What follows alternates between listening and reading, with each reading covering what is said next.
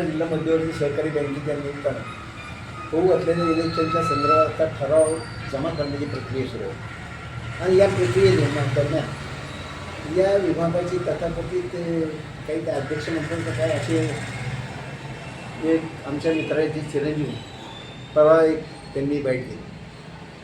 मला सांगायचं की ज्यांच्या घरातून धुराचा वास येत असेल त्यांनी जर अशा विषयावर बोललं तर ते योग्य ठरेल का? आपल्या वयाचे विचार करून आपण बोललं पाहिजे. आपण कोणाच्याबद्दल बोलतो, त्यांचं वय काय, आपलं वय काय, आपण कशा पद्धतीनं बोललं पाहिजे, त्याची विचाराची पातळी किंवा उंची किती असली पाहिजे हे महत्त्वाचं.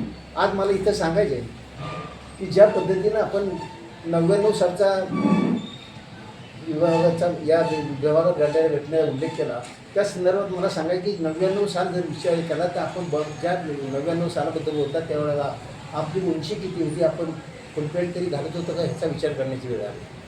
आज मला सांगायचे की 99च्या घटना घडल्याच्या अगोदर ज्या वेळेला दूध संघाचे आपल्या मालदेव घाटातून राजू काकांच्या गाडीतून जे मतदार नेले तो काळ कितीचा होता, त्याची सुरुवात कुणी केली ह्याचा विचार करण्याची गरज आहे. जावली तालुक्याच्या संदर्भात किंवा या बाबतीत बोलत असताना आपण काय बोलतो, कधीचं बोलतो, त्याची परिस्थिती काय निर्माण झाली, कशामुळे झाली हा विचार केला पाहिजे. आणि आत्ताच्या चेंडेवॉटेंनी या बाबतीत बोलणं मला तरी योग्य ठरणार, कारण त्यावेळेस त्यांचं वय विचारायला घेतलं तर त्यांची ती उंची नव्हती असं मला वाटतं. आज जावली तालुक्यात ज्या काय घडते त्याची परिस्थिती जर बघितली तर परिस्थितीला कारणीभूत कोण आहे, परिस्थिती निर्माण कोणामुळे झाली, सुरुवात कोणी केली, त्याची पडसाद कशी उमटले, त्याला जनतेतून कसा प्रकारचा प्रतिसाद मिळतो आहे हे विचार करण्यासारखी बाब आहे. आज आपण बघितलं तर विचार केला मग बोललं जातं आहे की जनतेतून आवाज उठतं आहे. आज आपण मागचा व्हिडिओ जर बघितला तिथं तालुक्यातल्याशिवाय बाहेरची लोकं किती होती ह्या सर्व विचार करण्यासारखी बाब आहे. आपण मित्र मला एक आवर्जून सांगावंसं वाटते, आज या तालुक्याचं प्रतिनिधित्व करणाऱ्या महाराज साहेबांचं, शशिकांत शिंदे साहेबांचं काही वाकलं नाही. हे ते निर्माण करण्याचं काम तुम्ही आणि जी तळागाळातली मंडळी करतो यांनी जरा सावध आणि विचारपूर्वक बोललं पाहिजे. आज जी घटना घडत आहे त्याला कारणीभूत कोण आहे, त्यातल्या आता ज्या घटना घडल्या दूध संघाचे मी उल्लेख केला त्यावेळेला ज्यांनी ह्या घटना केल्या ते ज्यांच्याबरोबर आहे त्यांनीच ही बोलती मंडळी उभी केली. आज मी चेंडेगोटे म्हणतो यांचा विचार करायचे बोलले, त्यांचे त्यावेळचं वय काय असेल, ते कशा पद्धती असतील, ते आत्तापर्यंत कुठं होते, ज्या व्यक्तीबद्दल बोलतात त्यांच्या हाताला हात घालून काम करत असताना आता परिस्थिती बदलली. वार वाहत असतं, पूर्वेकडून पश्चिमेकडे जात असतं, पश्चिमेकडून कधी पूर्वेकडे येत नाही. तशा पद्धतीनं ज्यावेळेला विभाग संपतो त्यावेळेला या लोकांनी विचार करून त्याच्या परिणामाची जाणीव ठेवून काम करावं अशी मी विनंती करतो. जी काल परवा काय पत्रकार परिषद घेतली, ज्या माशयांनी पत्रकार परिषद घेतली ते युती धर्माबद्दल म्हणजे आमच्या शिवसेनेबद्दल बोलत होते. मी सर्व जावली तालुक्याला सांगू इच्छितो की ज्या वेळेस लोकसभा विधानसभा इलेक्शन होते त्यावेळेस आमच्या ऑफिसचे पाय ह्या भाजपवाल्यांनी झिजवले की बाबाराजेंना मताधिक्य पाहिजे म्हणजे राज्यामध्ये 1 नंबरचं खातं मिळेल, आणि हे खातं मिळवण्यासाठी त्यांनी आमच्या शिवसेनेचा वापर केला. पण ज्या वेळेस आम्ही बसलो होतो, बैठका झाल्या, त्यावेळेस युती धर्म कशा पद्धतीनं पाळला जाईल ह्यावरती बाबाराजेंनी सुद्धा शब्द दिला होता. पण तो शब्द बाबाराजेंनी पाळला का? हे जे मासे आहेत त्यावेळेस हे तालुका अध्यक्ष पण नव्हते, हे नव्याने झालेले तालुका अध्यक्ष, त्यांनी युतीवरती बोलण्याचा अधिकार यांना नाही आहे. आणि जे आमच्या नेत्याबद्दल बोलतायत त्यांनी त्यांची उंची पाहावी. खऱ्या अर्थानं ही जी आमची आघाडी झाली ही पंचायत समिती झेडपीच्या इलेक्शनमध्ये झाली, तीच आघाडी आम्ही आत्ता कंटिन्यू टिकवलेली आहे.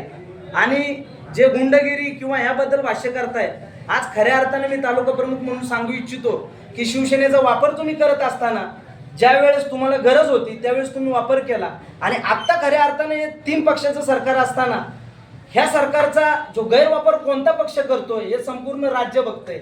झेडपी पंचायत समितीचे इलेक्शन झाल्यानंतर जिल्हा परिषदेच्या सत्ता स्थापनेच्या वेळेस ह्याचा वापर कोणत्या पक्षाने केला हेही अख्ख्या सातारा जिल्ह्यानं पाहिलं. आणि तीच गोष्ट आत्ता जावली तालुक्यामध्ये येती फोपवते.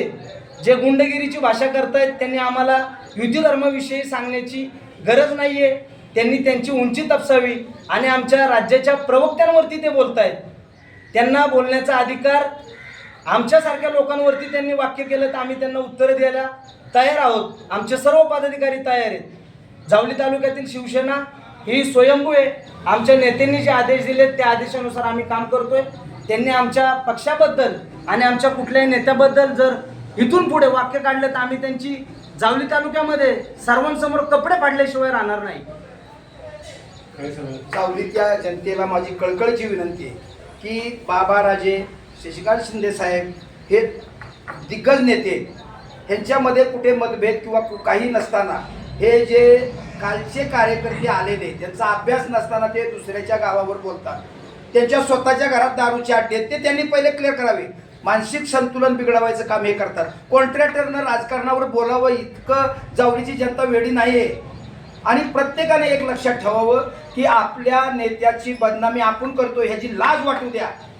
कारण त्या नेत्यांना आपण जे फिडिंग करतो, जो सांगतो तेच जेवढ नेता चालतो. आणि नेत्याला चुकी सांगितलं तरी पण बाबाराजांनी संयमी आणि रस्त्यावर उतरून जे काही बघितलं त्याचं त्यांना नक्कीच कळलं असेल की ही जनता कशी आहे. आणि जावळीची जनता एवढी वेडी नाही की बाहेरचे गुंड कुठले, मुंबईची जी गँगवर आणलं ती सगळी ओळखतात. आणि आमच्या गावची लोकलची किती. आणि संदीप परमण्यांनी इंदवडीवर कधी बोलायचं नाही.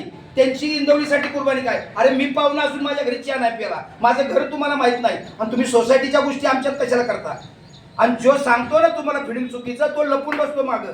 मुलाखत नीट बघा आणि परकड बोलायची का. नेत्यांना अंधारात ठेवू नका. त्याच्यामुळं जावळीचं राजकारण दूषित करून टाकलंय. माणसाला मनातून हेवा वाटतो की हे नेते एवढे दिग्गज असून हे असं का होतंय. तर हे चुकीचं वाक्य खोडून काढा आणि जनतेने सावध व्हा की नेते चांगले आहेत पण कार्यकर्ते काय करतात त्याचं नीट भान ठेवावं. एकंदरीतच काल आतापर्यंत प्रत्येकानं सांगितलं त्याप्रमाणे की जे ठरावाच्या गोष्टी चालल्या जो तो आपल्या पद्धतीनं काम करतोय. आणि प्रत्येकाचं जे आकडेवारी आहे ना की आम्ही कुठला आकडा डिक्लेअर नाही केला, त्यांची आकडेवारी आहे ना ही फक्त कार्यकर्त्यांनी डिक्लेअर केली. अरे पण तुम्ही समक्ष मोजा आणि अजून त्याचं सातबारा होयच आहे ते नंतर करा. तुम्ही अगोदरच जे 42चा आकडा काढलाय, 50चा काढलाय, सोसायट्या 70 आहेत का. मग ही चुकीची म्हणण्याची पद्धत आहे ना. आणि चुकीचं वाक्य बॅनरवर दाखवून जनता बोलणार नाही. जनता सक्षम आहे आणि जनतेला कळायला लागलंय की खोटं बोलून राजकारण होत नाही. उलट तुम्ही तुमच्या नेत्यांना धोक्यात टाकताय आणि ही पद्धत बंद झाल्याशिवाय जावळीला सुट नाही. ह्याचं सगळ्यांनी कार्यकर्त्यांनी भान ठेवावं. बाबा आणि शिंदे साहेब एकत्र आहेत त्या जनतेला माहित आहे. पण कार्यकर्ते त्यांच्यात एवढी विभागणी करतायत, कार्यकर्ते चुकीचं एवढं फिडिंग करतात की त्या दोन्ही नेत्यांना बोलायची म्हणजे काही बोलायचं आणि काय विश्लेषण द्यायला वेळ सुद्धा नाही. एवढी परिस्थिती वाईट आणून ठेवली या कार्यकर्त्यांनी. मग नेते एकत्र आहे म्हणतायत तुम्ही, तर मग आखाडमध्ये बाबाराजे स्वतः का आले. बाबा राजांना असं सांगण्यात आलं की बाबा हे शिटा पळवत आहेत आणि ठराव पळवत आहेत. ह्या मुद्द्यावर त्यांनी आणले आणि आणताना त्यांच्या लोकांनी सुद्धा सुरुवात, आता रांजणे वसंतभाऊ सुरुवात कुणी केली हो. इंदवडी सुरुवातीला कोण आलो, सुरुवात कुणी केली. वरोशीच्या बाबतीत जे झालं ते सुरुवात त्यांनीच केली ना. म्हणजे सुरुवात तुम्ही करताय बाहेरची. आता ही पोरं गुंडगिरीची आली होती मुंबईवरनं, ही कधी बघितली. जावळीच्या जनतेनं बघितली ना. आपल्यातल्या सगळ्या लोकांना ओळखतात. आमच्यात एक पोरगा दाखवा बाहेरचा की त्यांनी की हा झिपरा पोरगा आला आणि कुणाला हिसकादस्ती केली, आम्ही कुणाला हात लावला. अहो ही गरीब जनता आहे, डोंगराळ भागातली जनता आहे. आता ह्यांनी जी गावोगावी दादागिरी केली ती जनता खपून घेईल का. हे सगळ्या गोष्टीला जबाबदार कोण आहे. या गोष्टीला कार्यकर्ते जबाबदार आहेत. कुणाचे काय. हे बाबाराजांचे कार्यकर्ते जबाबदार. ते जे बोलतात ना उंची नसताना बोलतात. त्यांनी पहिले आपल्या घरातले दारूचे अड्डे बंद करा. सुव्यवस्था त्यांनी बिघडवली. अरे कायदा सुव्यवस्थेची पोलीस स्टेशनची माणसं आहेत ना. पण तुम्ही जे बोलताय ना आपल्या वयापेक्षा मागचं का बोलताय. आपल्या वडिलांच्या काळातलं काय बोलताय. तुम्ही शाळेत असतानाच बोलता का. मग तुम्ही त्यावेळेला कार्य केलं का. मग तुम्ही त्या तालुक्यासाठी काय केलं. तुम्ही कॉन्ट्रॅक्टर म्हणून काम केलं ते तरी कॉन्ट्रॅक्टर व्यवस्थित बाबाराजांनी मोठं मन केलं, तुम्हाला काम दिलं. बाबाराजांनी गटारं बांधणाऱ्यांना पूल दिलं. ह्याचा अर्थ तुम्ही सुव्यवस्था बिघडवायसाठी दिलं का. त्यांनी तुमचं भलं केलं परंतु तुम्ही त्याचा गैरवापर केला. ह्याचा अतिशय वाईट वाटतंय. काय सांगा तुम्ही, तुमचं काय म्हणणं. जय महाराष्ट्र. खरं पाहिलं तर काल परवा जी पत्रकार परिषद झाली त्याच्यामध्ये महाविकास आघाडीचा उल्लेख केला त्यांनी की सर्वजण एकत्र आले. पण सर्वजण एकत्र आले म्हणूनच इतिहास घडतो ना. आणि दुसरी गोष्ट तुम्हाला सांगायचं मी जिल्हा परिषद पंचायत समितीला तुम्ही बघितलं असेल ज्यावेळी तुमची सर्वोच्च प्रत्येक गावामध्ये तुम्ही मता विकास केला आणि त्याच्याप्रमाणे जर तुमचा विकास केला होता तर 200-300 मतांनी तुमचा विजय झाला तो पण निसटता विजय झाला. आणि दुसरी गोष्ट सांगायची म्हणली तर तुम्ही बोलता की ही सर्वजण एकत्र आली तरी काय फरक पडणार नाही. फरक पडत नसता तर तुम्ही प्रत्येकाच्या सोसायटीमध्ये घरोघरी कशाला गेला आणि संचालकांना उचलून न्यायची वेळ तुमच्यावरती का आली, याचा पण विचार कार्यकर्त्यांनी केला पाहिजे. आणि जिल्हा बँकेमध्ये मला असं वाटतं की राजकारण हे आलं नाही पाहिजे. आतापर्यंत जिल्हा बँकेची ख्याती अशी होती की सर्वसामान्य लोकांसाठी ती जिल्हा बँक निर्माण केलेली आहे. आणि त्याच्यामध्ये तुम्ही जर आता हे असं राजकारण, पक्षीय राजकारण आणत असेल तर योग्य नाही, हे जनता सर्वजण बघते. जिल्हा परिषद निवडणुकीला महाविकास आघाडीमधून तुम्ही एकत्र लागला. पंचायत समितीगण मसवेनामधून तुमच्या गावातून सीट जी निवडून आली. सभापती पदावेळेस तुम्ही भाजपसोबत गेला. मग आता ही वेळ का आली? डीसीसी बँकेला एकमेकांच्या अंगावर सोबत गेला असं कोण होतं? भाजप तटस्थ राहिल्यामुळे भाजपचा सभापती झाला. त्यावेळेची भूमिका आणि आता जी डीसीसी बँकेला ठराव होताना जी भूमिका दोन्ही गटांमध्ये आमने सामने ही वेळ कशामुळे आली? त्यावेळेची परिस्थिती जी होती पंचायत समिती सभापतीच्या निवडीच्या वेळेस, त्या अंतर्गत थोडंसं आमचं मिसअंडरस्टँडिंगमुळे त्यावेळेस त्यांचा सभापती बसला.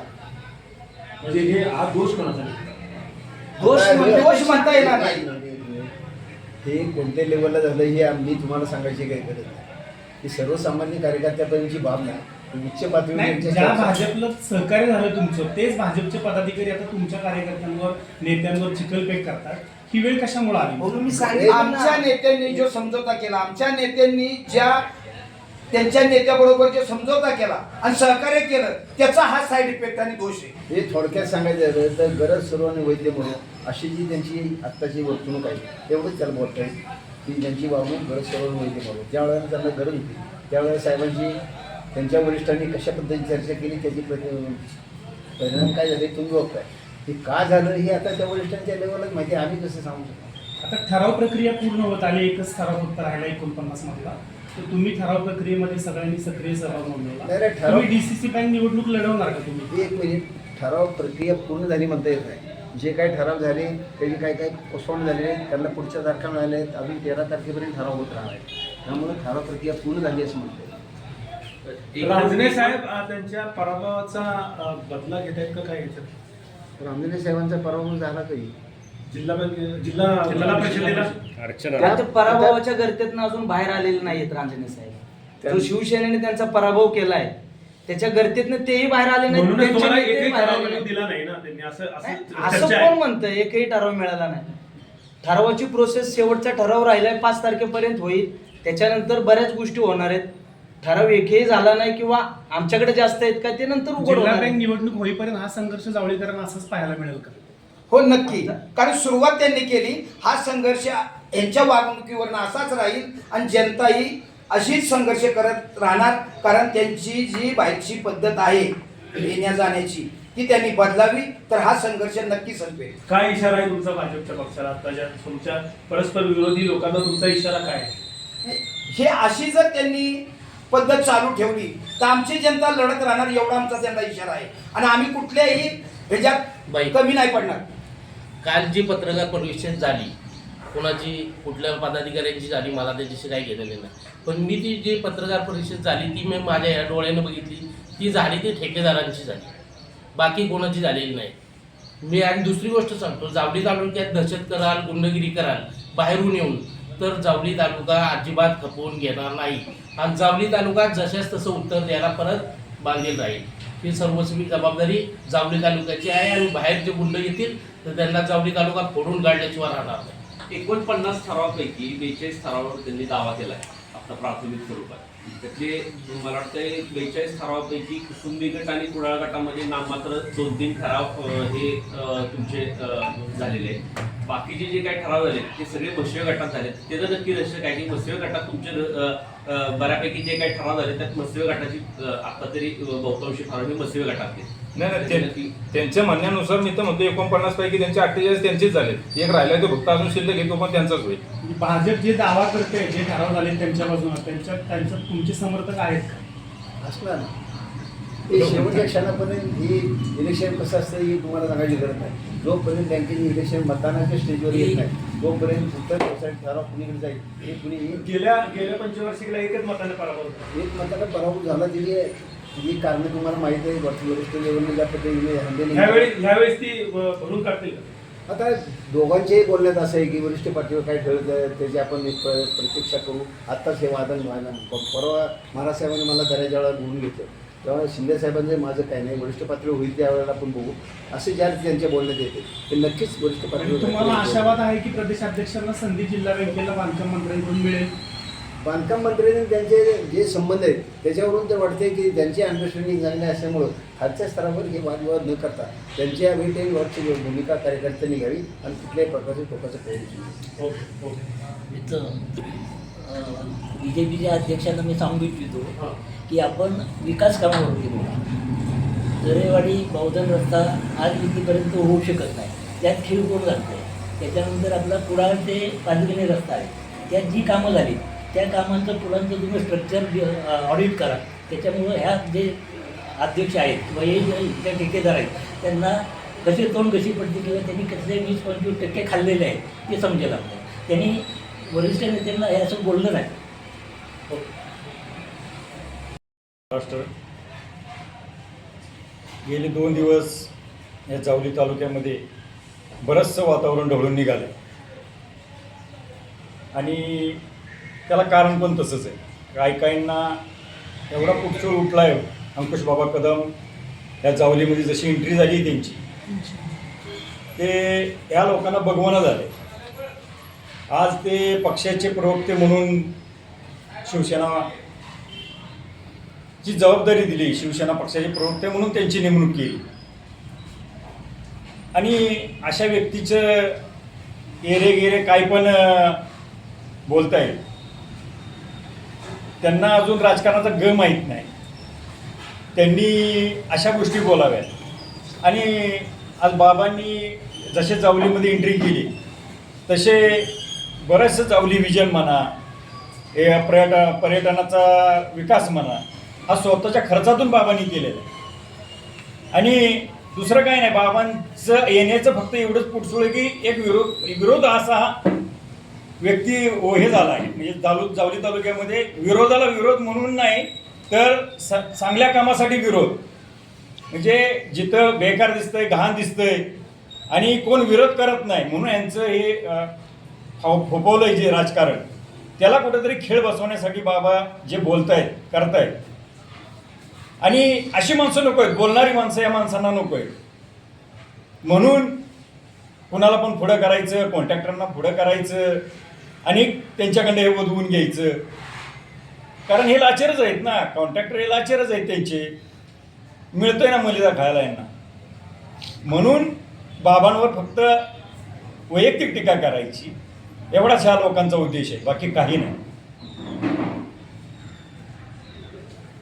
जे जिल्हा बँकेच्या निवडणूक आता जी सातारा जिल्ह्यात चालू आहे, महाराष्ट्रात 1 नंबरला असलेली बँक आपली सातारा जिल्हा बँक, त्या जिल्हा बँकेची जी सोसायटी मतदारसंघ निवडणूक चालू आहे त्या निवडणुकीच्या अनुषंगाने जे काही जावली तालुक्यात जे प्रकार घडले ते लोकशाहीला कुठेही न शोभणारे प्रकार घडले. आणि त्या प्रकाराबद्दल जर जावलीचा सुपुत्र जे काही लोक मग संदीप परामणे असतील ते कुठल्या पक्षाचा तालुका अध्यक्ष ह्याच्याशी आम्हाला देणं घेणं नाही, परंतु आपली उंची काय, आपण बोलतो कोणाबद्दल. आज ज्या शिवसेना पक्ष महाराष्ट्र राज्यात सरकारमध्ये सामील आहे, ज्या शिवसेना पक्षाचे गेल्या टर्मला महाराष्ट्र राज्याचे मुख्यमंत्री नामदार एकनाथजी शिंदे साहेब या जावली तालुक्याचे सुपुत्र हे मुख्यमंत्री होते, त्या पक्षाचे आज जे महाराष्ट्राचे प्रवक्ते म्हणून ज्यांची नेमणूक आत्ता 4 दिवसापूर्वी झाली, अशा माणसाबद्दल जर एखादा जावलीचा सुपुत्र महाराष्ट्रात कुठंतरी आपलं नाव कमवत असेल, जावली तालुक्याचं नाव मोठं करत असेल, तर ह्या माणसाला खाली ओढण्याचं काम असल्या काही नतद्रष्ट लोकांनी, मग ते संदीप परामणे असो, बापू चिकणे असो. बापू चिकणेबद्दल जर बोलायचं झालं तर प्रथमतः तुम्हाला सांगतो, कास पठार समितीत काय उद्योग केले, हे उद्योग जर त्यांनी हे थांबवलं नाही, बाबांवर चिकन फेक करण्याचं काम जर थांबवलं नाही, तर हे उद्योग आम्ही 2 दिवसात उघड करू. परंतु ज्या बापू चिकणेंना ज्या काळेश्वरी मंदिरात, ते माझा आजोळ आहे, आज बापू चिकणे अंकुश बाबा कदम यांचे रिलेटिव्ह आहेत, परंतु त्यांना भान राहिलेलं नाही की आपण काय बोलतो, काय करतो. जर जशा तसं उत्तर देण्याची जर भाषा त्यांनी वापरली, त्यांनी भाषा वापरली, पण आम्ही जशा तसं उत्तर दिल्याशिवाय कुठेही शांत बसणार नाही. आमचं सगळ्यांना संयमाचं बोलणं आहे की जेणेकरून या जावली तालुक्यात कुठंही लोकशाही, कुठंही दडपशाही झाली नाही पाहिजे.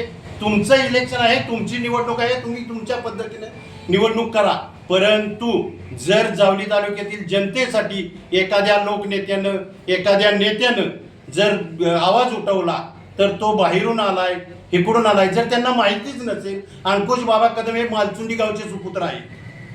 कोणी आज काहीतरी बाबा प्रतिष्ठाननं नोट दिली पुढारी पेपरला की युतीतला पक्ष. अरे मग नगरपंचायत झाली, पंचायत समिती झाली, त्यावेळी युतीतला पक्ष नव्हता का? विकास कामाच्या वेळी युतीतला पक्ष नव्हता का? आणि विकासावर बोलतो. अरे तुमचा विकास, ते गांजात आमच्या पूल बघा, हे आत्ता चाललेले रस्ते बघा, हे तुमचा पुढाचा रस्ता बघा, ह्यो विकास आहे का? म्हणजे विकास नुसता नावाला विकास का? मग जर विकासच केला तर कुठला विकास केला? तुमच्या कॉन्ट्रॅक्टरांचा विकास केला, तुमच्या बागल बच्चांचा विकास केला, 2 नंबरचे धंदे तुमचे, आणि भाषा वापरायची तुम्ही परत की ह्यांची लायकी आहे का, त्यांचं अमकं आहे का? अरे लायकी काढण्या इतपत तुमची उंची तेवढी आहे का? परंतु आमचं एक सगळ्यांना सांगणं आहे की तुम्ही कुठल्याही खालच्या भाषेत जर उत्तर द्यायला गेला तर आम्ही जशाचं तर उत्तर दिल्याशिवाय कुठेही ग बसणार नाही, कमी पडणार नाही.